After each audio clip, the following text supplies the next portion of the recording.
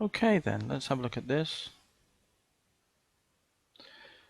Okay, so right now we've got the data, we've got to see whether this relationship holds, and then if it does, we need to estimate the parameter C and the initial number of the Escherichia coli. So E equals what? Which is N naught. So that's what we really want to find out here, the initial number. And we can get that from our plot, can't we? Hopefully. So let's have a look what we've got then. So here, let's take logs to base C, ln of N naught plus, times you add the logs, and this power rule can come down, ln of E. So ln of N is equal to Ct plus ln of N naught. Log E is 1, so we've written that term first.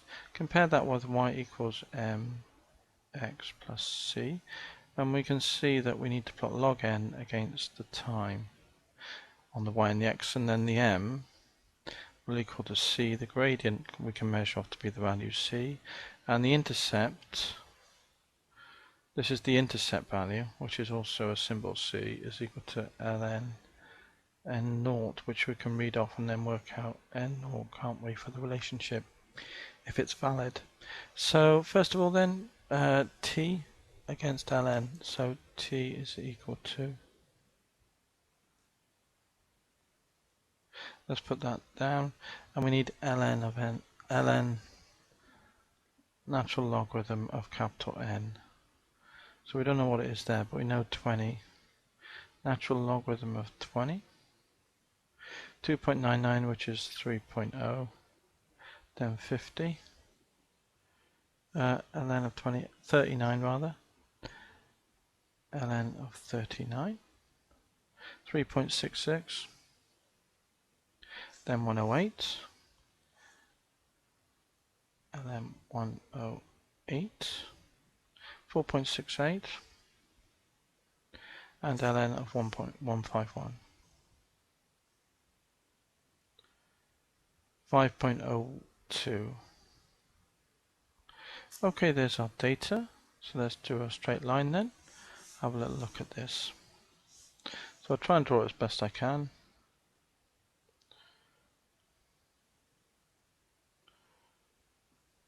And the y-axis was which value? Let's have a look. ln was the y-axis and t was the x-axis.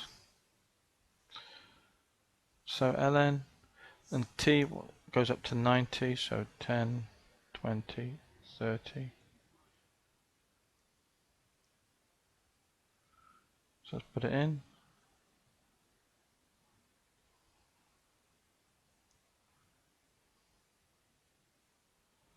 To 90, and log n goes up to 5. Try and draw it as accurate as I can.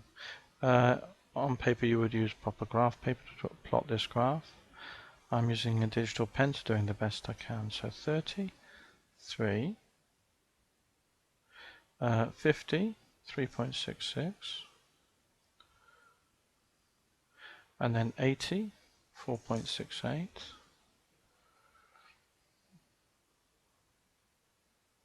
and then 90, 5.02. Okay, and then we want to draw our graph, which I'm going to have a go at.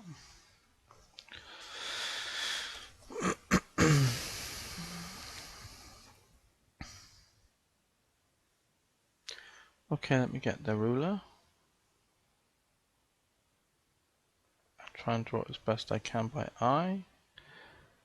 I'm going to guess around here and hope, no, I've got that completely wrong. So let's go down a bit lower. Try and make a mess.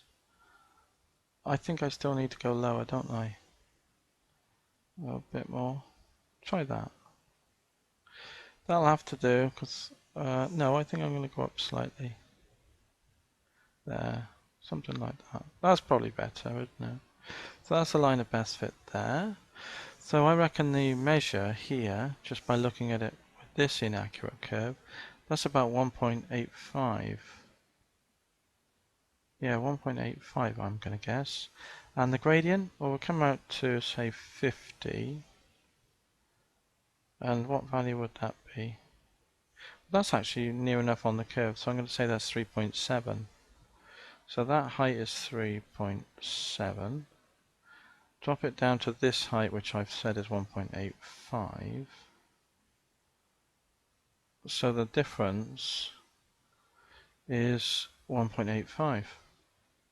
And this length along here is 50. Okay, so the gradient is the increase in y, so the gradient m is equal to 1.85 over 50, which is the 3.7 over 100, isn't it? Which equals 0.01237. Okay, excuse me, that's the gradient. The intercept we've said c is 1.85. So let's go back up and get what we've got then. The gradient is the value c. So little c then is equal to the gradient 0.037. And the intercept, which is here, is log n naught. So log n naught equals 1.85, the intercept value. So it tells you that n naught is equal to e to the 1.85, which we can work out. 6.36. So there's n naught. So what have we got for our relationship then? We've got n equals n naught e to the ct. N equals n naught, 6.36, e to the c, 0.37 times t. And there's the relationship that we've worked out from the graph, which will be slightly out from the solutions in the notes because the solutions in the notes use proper graph paper and did it very accurately.